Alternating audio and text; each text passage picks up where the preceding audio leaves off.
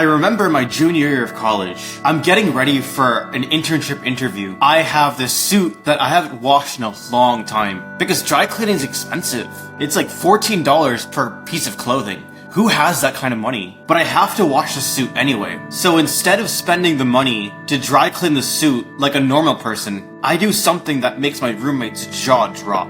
I toss the suit in the washing machine. And of course, the suit gets absolutely ruined. And this part makes my roommate's jaw fall off. I wear the suit anyway to the interview. And in this video, I'm actually going to be explaining how this pattern of behavior almost got me homeless a year ago. But first, allow me to introduce myself. Hi, I'm Neil. And in high school, I struggled to perform well and balance academics with my other endeavors. I was lonely and miserable as well. I got my grades up in college, but at the expense of my health and my social life. And because of that, I had no outlook on life. And when I graduated, I made it my priority to optimize my health, relationships, and get a sense of purpose in my life so that I could succeed without burning out. And I'm making these videos to bring you along with me. So feel free to navigate young adulthood with me by pressing the subscribe button below.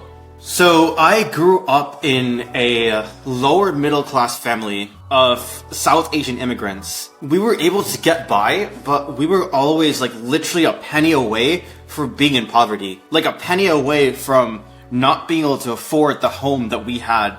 And that meant not being able to perform essential repairs in the house, not being able to afford a proper like home office, and being stuck to the bare essentials. And growing up in an upper middle class area in New York made it seem isolating because especially seeing all the other South Asian families going on exotic vacations, having homes that are 3 times the size of ours, my family had explosive fights over why we weren't making more money. And part of it was because my dad got robbed in his career. His bosses essentially took advantage of him. And because we were in too high of an income bracket to qualify for any sort of financial assistance, and too low to afford anything beyond like the bare essentials, my parents essentially conditioned me and my sister to save money at every cost. In fact, my dad, throughout grade school and high school, he had a Toyota Camry from 1999. Like, he had this for 17 years of my life. Over the years, it just deteriorated in quality. Like, there were some essential structural repairs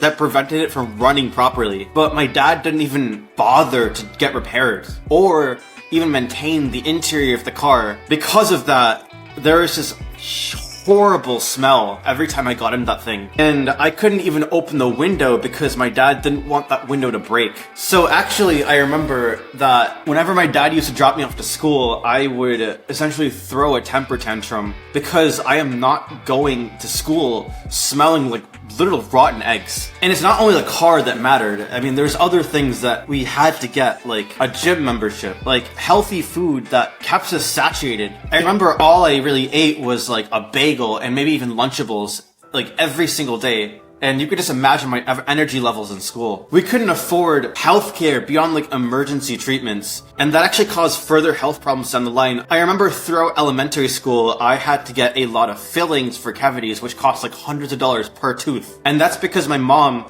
thought that she wasn't able to afford, and like I don't blame her, but she thought at the time that she wasn't able to afford sealing my molars, which would have prevented the cavities in the first place. And beyond the essentials that actually mattered, I feel like I missed out on experiences to actually like be a child. Like watching TV shows that were only in premium subscriptions, or let's say key sporting events, or even vacations that I know a lot of children in upper middle class families went through. And most of all, this kind of infuriates me the most.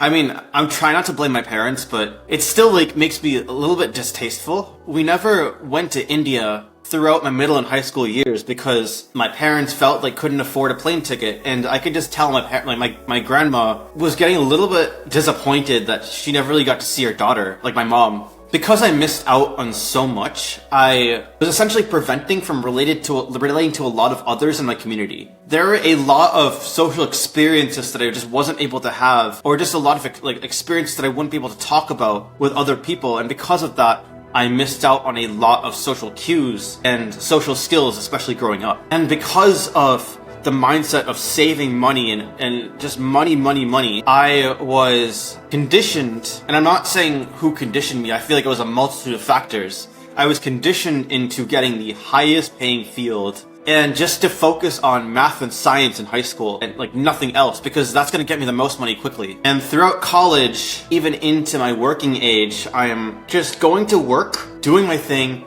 coming home, and not being able to really do anything else in my life. I'm not really taking care of my health. I have no friends, or at least friends that I could hit up, because I have like no bandwidth to hit anyone up because I'm focused on money. And the only thing I'm thinking of, even at work, and it distracts me, is money. And it even gets to a point where I get myself to 200 pounds, 30% body fat, and pre-diabetic from a combination of poor diet and no exercise. And that compounds on the fact that I don't really have a social life because I'm not really doing anything meaningful in my life that I could relate to other people with. And I supplement this void of neglecting my health and sense of purpose by just working extra, alone, secluded, but the work really has no meaning to it. And right after I have all these realizations, the tech job market crashes in 2023. And while I originally think, oh, I could just work this off, I could just impress my boss and just stay after at work every single day, my coworker, who is essentially the top performing employee, who actually gets recognized by my CEO for his like leadership skills, he gets laid off. Since he's from Africa, he almost gets deported. And that's when it starts to hit me, where I need money. And if you thought things couldn't get any worse, well, they did. Because my salary was cut to $20K a year. Like, $20K a year as a data scientist. That's almost like a criminal wage. And they could just get away with it because the job market is so bad. And it's really hard for me to find another job or have leverage in the job market. And on top of that, my rent doubles, so it's essentially unlivable for me to work that job and live in that apartment in DC. And because it's essentially a net loss to be working that job, and who knows, I might even get laid off, I end up quitting my job because I just, like, I would not take a net loss to work a job. If I'm going to be working a job, I mean, obviously, meaning for that job matters, but I should not be paying money after all my expenses to work a job and then pay taxes on top of it. And now, because I am jobless, I have to be finding a source of income like fast, ASAP. And because I had been going to the gym for the past few months, I decide to prematurely, before I even lost a significant amount of weight, start a weight loss coaching business that no one is going to buy because I still have a lot of weight to lose at the time, let's just face it. But at the time, I'm also thinking I'm able to really connect with others, as well as make money. So it's kind of like killing two birds with one stone. And let alone the fact that, I mean, my fitness journey at the time actually is giving me some meaning to my life. Essentially, my weight loss coaching program would kill three birds with one stone: purpose, social life, and money. And because I'm so desperate to fund it, like so desperate, because I need money like fast. My lease isn't over yet, so I'm still paying rent. I still have to pay like taxes on the job that I just worked. And I have student loans, which the pause had just ended because Congress decided to do that. Feeling stuck and like I couldn't do anything, I decided to take drastic measures to try to fund my coaching program and content by falling into a job scam. Like, essentially it's a service that applies to jobs for you unknowingly, and I thought this was the only option at the time, so my sense of determining whether something is a scam or not is completely out the window. I fall into a job scam where I end up losing $20,000. Like, I am now $20,000 in debt because of it. And now I'm in a predicament where I need to find money even faster or I will be evicted and homeless. I'm able to network with a lot of people and really get guidance from the right people around my paradigms around money. And through various experiences and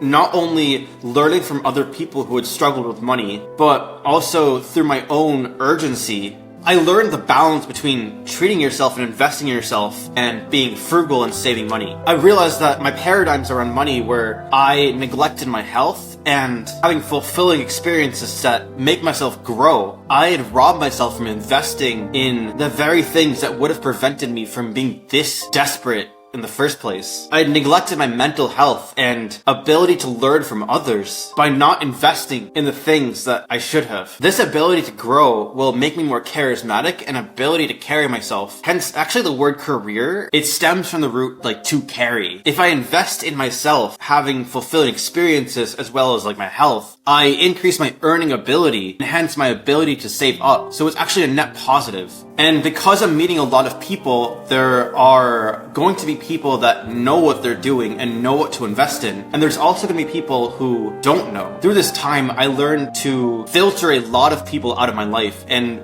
focus my time on developing the authentic, vital connections with people that know what to invest in. And by gathering with the right people, I'm able to hear their perspectives on their struggles with money and essentially reprogram my own paradigms. I'm now encouraged to spend more, but on things that will essentially get me more money in the long term. I also learn about how purpose and passion comes first and that money will follow. Actually, there's a Bollywood movie called Three Idiots, and it's essentially about the Indian education system and how it leads people to live unpurposeful lives. In this movie, the main character is living the theme, chase excellence, successful follow. And through associating with people that also embody this quote, I am able to find a high-paying job. And the moment I get the call from the recruiter, I'm almost in tears. I'm with my friend at the time, and it's just like a surreal moment because it's been a year and a half of just struggling and wondering if I'm gonna be homeless or not. And this is the first light at the end of the tunnel. And it's a culmination of me spending like 400 something days of reprogramming myself, looking internally and learning how to respect myself by spending more. So I am earning a really, really good amount of money through my job. The job is currently in a mix of what I know, like my engineering background, as well as my dream career. So I feel like it's a really good avenue to go further in my career journey. And with this newfound income, I'm gonna be investing in traveling and learning new cultures, in addition to investing in health, like healthy foods or healthy meal prep, or even gym memberships, and side hustles like I recently just bought a new mic for YouTube, and if you have any comments of how this mic is, let me know in the comment section below. I'm also investing money in career coaching as I advance in pivoting a career towards something that gives me purpose. And again, like this job is a really, really good stepping stone for that. And I am saving money on other unnecessary experiences. And it's not only like sweet treats or matcha that I could just make at home. I'm talking about saving money on unnecessary expenses such as buying a new suit that was damaged by me throwing it in the laundry. So I am also making sure to spend money on the right things to prevent the unnecessary expenses in the future, whether it be a new suit or even a hospital bill from a diabetes related incident because I didn't spend money on a gym membership. And while I felt like I may have thrown shade at my parents in this video, I'm still grateful that they taught me some level of frugality is still important. I feel like it's still important to save money for the right things, or even for a rainy day, and be very intentional with your spending. And I'm especially grateful for investing in your growth and grateful for you supporting my journey. So if you like this video, smash that like button below and comment your experiences and thoughts because I'd love to hear it. And if you'd like to follow my self-growth journey as I navigate young adulthood, also feel free to press the subscribe button below.